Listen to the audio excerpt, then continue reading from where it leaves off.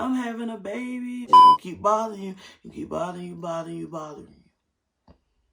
Say that 5 times. And I cried. And I cried. I said, cried all night long.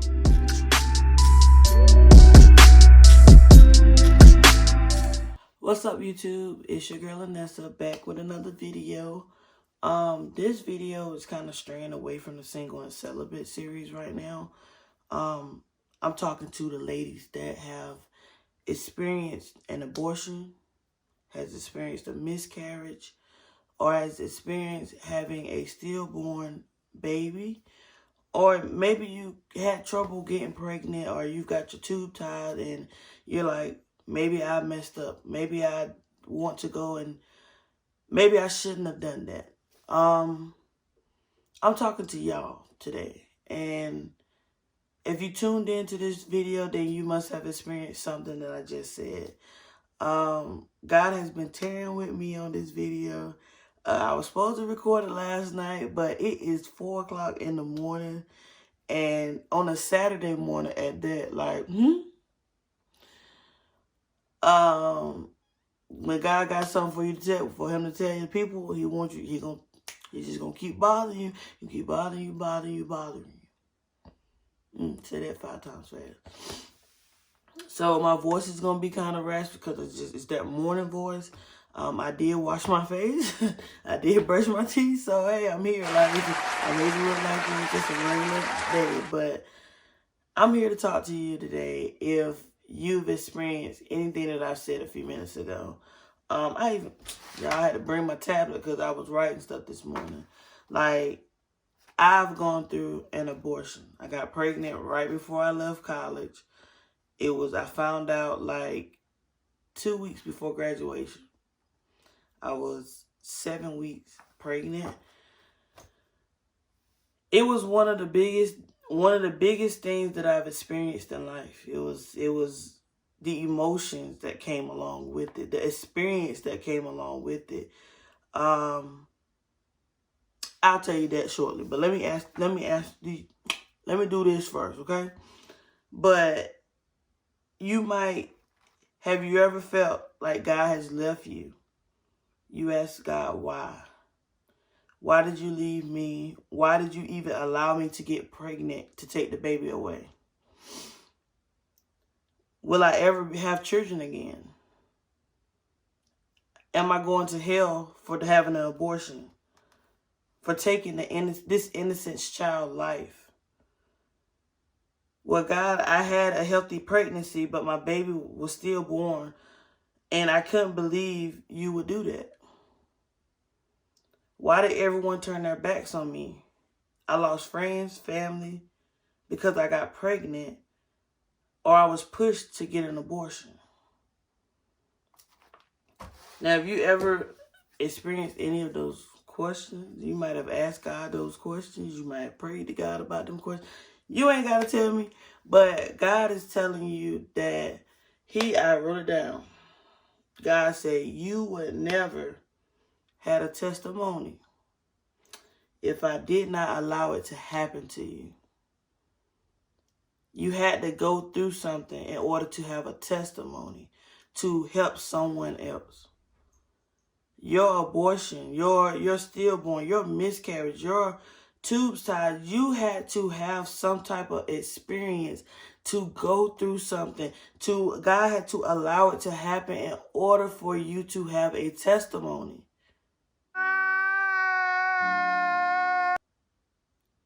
I know some of y'all just like, no, that ain't it. That's it. That's all it is.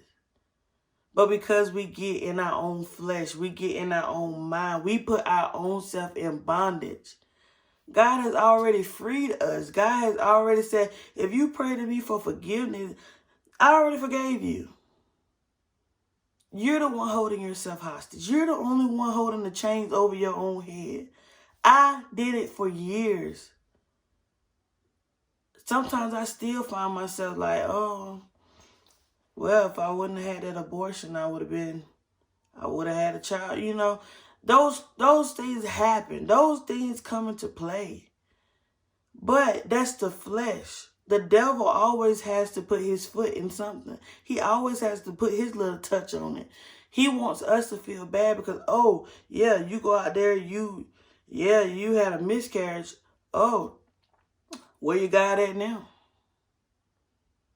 That's what the devil wants you to start thinking. He wants you to turn your back on God. I did that. When I got pregnant and I went to the abortion clinic and got an abortion, I felt like crap. I felt like I was by myself. I was surrounded by family. I was surrounded by friends, but I felt alone. Nobody could help me. Nobody could get me out of that hole. So back to the story. Back to my testimony. I'm going to tell y'all my testimony. I got pregnant right before college. Right at the end of college.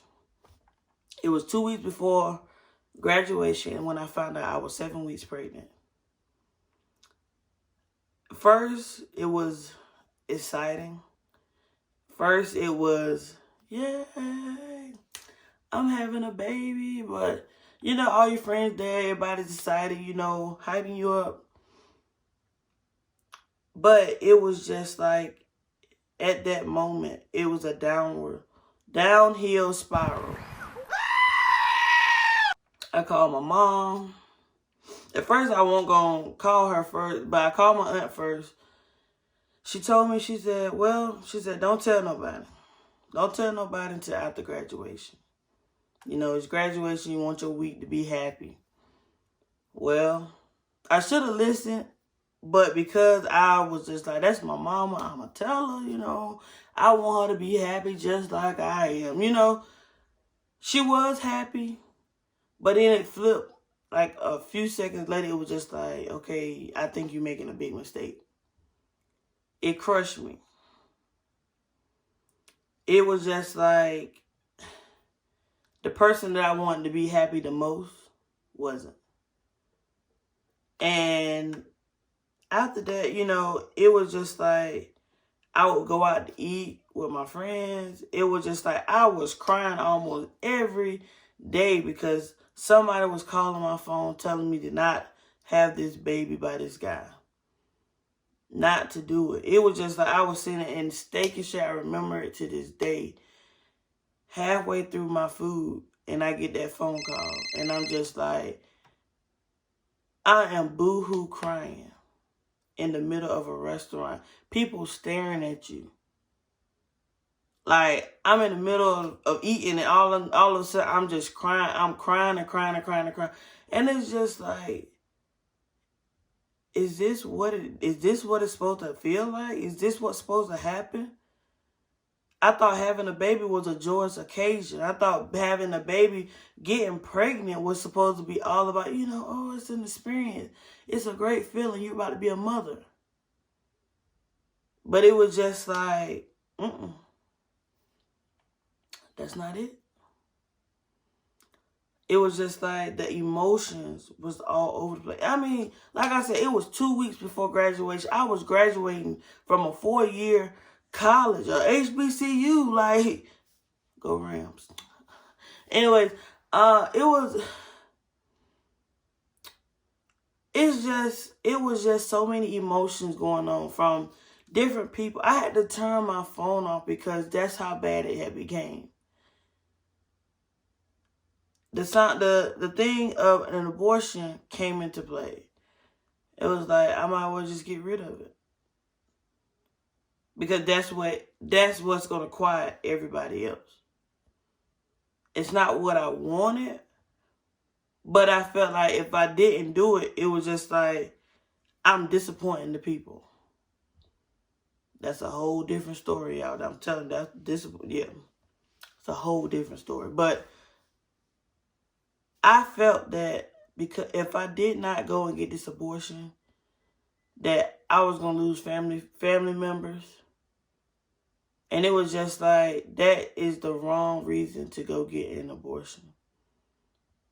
So I went, it was 1 week to graduation. I went to Planned Parenthood. The lady said, well, you're not that far along. She did the ultrasound. I kept the ultrasound picture. It was just like, that's the only thing I can have right now to hold on to. And it was just like, that at that moment, it was just, I'm really about to do this. Sitting in a waiting room with other women waiting. I don't know why they was there, but it was just like, I was waiting for God knows what, just to get to the next room to just be told, take this pill. That's how early it was. I took a pill. And that's it. You need to go home and just rest, and it's going to do its magic. Y'all, on that day, I can't remember the day, I went home. I was in the middle of doing my mother's hair. And I couldn't stand no longer. I couldn't stand no more. I had to go the way it felt. It was just like as if I was in labor. I don't even know what labor pains feel like, but it felt like a massive cramp. Now you get your period cramp. It just felt like it was a massive cramp, and somebody had took my uterus and just said, we gonna just scream, we just gonna drain it, whatever you want to call it. We just gonna keep doing this. And I went and sat on the toilet, y'all, and when I tell you, I can still see that image of that fetus sitting in the toilet. And it broke my heart. I went and laid down and cried, y'all, because I'm trying not to cry now. But I went and laid down, and it was just like, God, I didn't even have the words to pray to God. I felt like God had left me, because it was just like, this was not supposed to happen. This was not supposed to happen this way. It was just like, why me? Why did you choose me to go through this? Why did I have to go through this? Why? I just kept asking him why. Y'all, I packed my bags after graduation. Y'all, graduation, everybody's happy. I mean, it was just like, I was just going with the flow. I smiled on the outside, but I was crying on the inside. I don't even know how to express to you the emotion that I was feeling at my own graduation.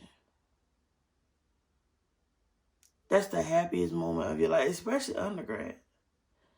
It's like you are sitting here basically with tears almost in your eyes because you went and had an abortion. Everybody's acting like it's okay. Everybody's acting like it was just another day. But to me, it was another day in hell. Because after the pain of feeling that, then you got to bleed for those days, and it was just like, I was feeling so bad. I was feeling so horrible, but I still got up. I still put my clothes on and went and did what I was supposed to do. I walked across that stage, and the next day after that, I packed my bags and I moved to New York. When I went to New York, I stayed in New York for a year and 7 months, or a year and a half, almost, all the way from 2016 to 2017. It was a year, and I left in November. It was, a few months and whatever. It was a whole year, and then I had a few months till November. So, got there. They celebrated my birthday. It was like, okay, it was, you dress up, do you happy, you do whatever. So, moving on. Every single day when I was in New York, I cried, and I cried, and I cried, and I cried, and I cried. I said, cried all night long. Like, that's how much I cried. And I had that ultrasound picture. Y'all, that ultrasound picture was just like, I held on to that because I felt like that was my chain. Those was my chain. That was my bondage that I had put on myself because of I was just like, I wanted this baby, but it was just like I could not get the fact of I went and got rid of it. I cried, y'all. I mean, I even became an alcoholic. Y'all, I was at the bar every day. I didn't even know I could drink as much as I could, but I drunk and I drunk and I drunk.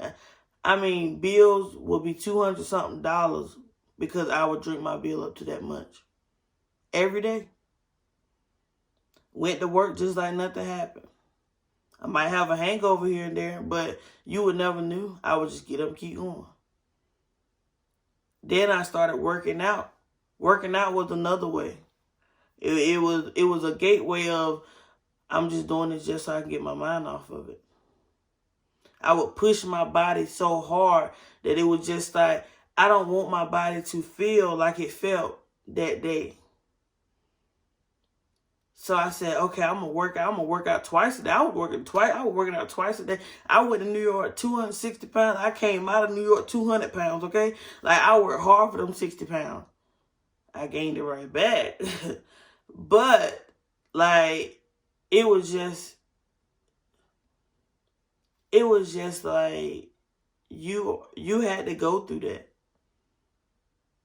And then I started messing around with some dude, and it was just like, it was just like life was a downhill spiral, like I said before. This baby was supposed to be here. I do go back and think about those questions that I asked. Will I ever have children again?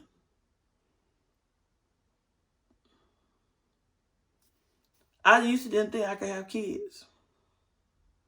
I was like, shoot, I'm sleeping with all these dudes. I ain't really using protection. It was just like, I should have been pregnant. Got with my ex at the time, and it was just like, okay, you know, we would have protection sometimes. We would not have protection at the time. So it was just like in the midst somewhere I got caught up. But it was just like,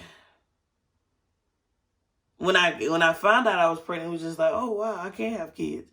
But then it was just like, then I went and did that, and it was just like, now what if I don't never have children again? That thought has come across my mind, now what if I don't have children again? These are questions that we ask. These are the questions that, I don't care who you are, when you cross that line of you are pregnant, these questions, and especially if it don't go right.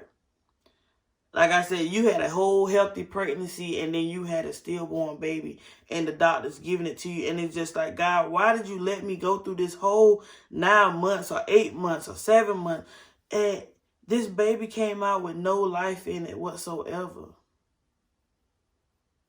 That takes you back to that. God said, you would never have a testimony if I never allowed it to happen.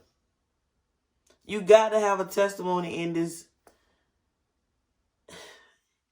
He don't bring the storm. He don't allow you to go through the storm if he's not going to bring you through it. It's been a rough few years. It was a rough few years after that. It was just like, I told myself I would never, ever cry again, okay? Like, I said, when I leave New York, when I walk out this state, I am never, Anessa Thompson is never crying again. You can ask my family, you can ask anybody. I be at funerals. My great-grandma passed away as soon as I got back home. My uncle passed away. Was sitting at the funeral, no emotion. It was like I had become numb to the pain. I went into depression. I got anxiety. It was to the point where it was just like I was just getting up, going with the flow. Like I said, I was still making it to that bar, though. I was getting them drinks in. You know, the bartenders was just like, they had known me so good. They were putting the tab, instead of me paying $200, they were pushing the tabs over to the people that were there, and they was like, okay, you only gotta pay this much. I said, hey man, no, this is great. I can drink all the drinks that I want and not have to pay the full price. This is great.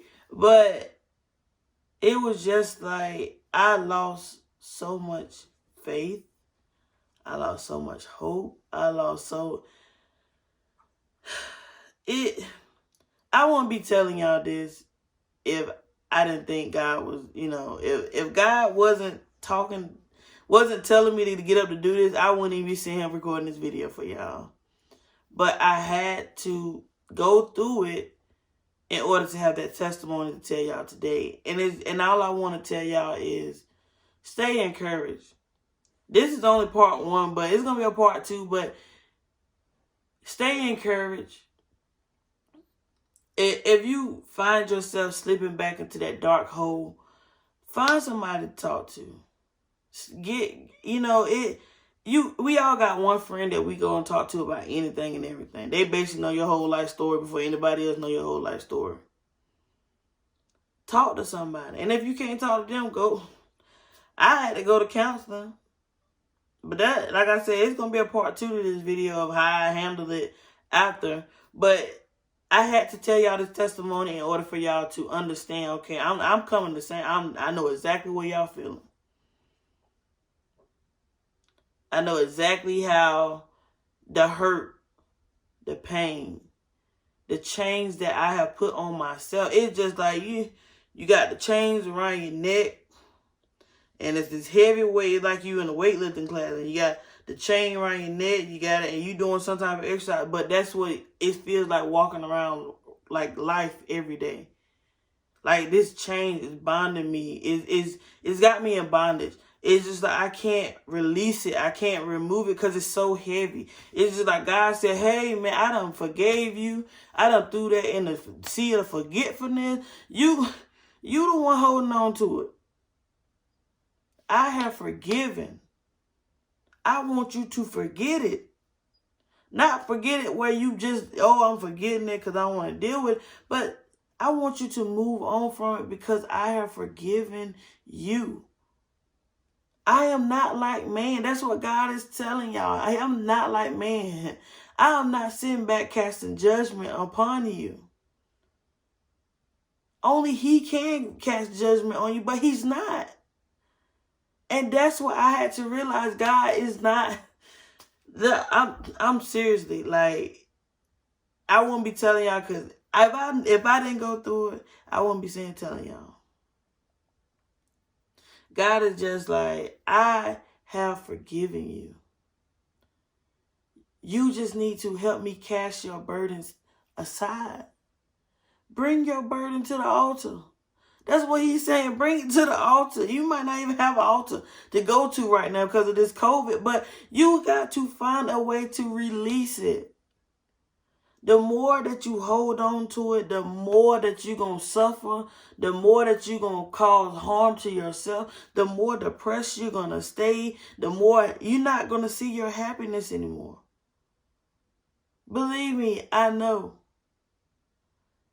I'm just getting to the point, like I said, I'm just getting to that point where my happiness has returned. I lost sight. I turned my back on God. I said, God, you would never did this to me. Like, I don't want to deal with you no more.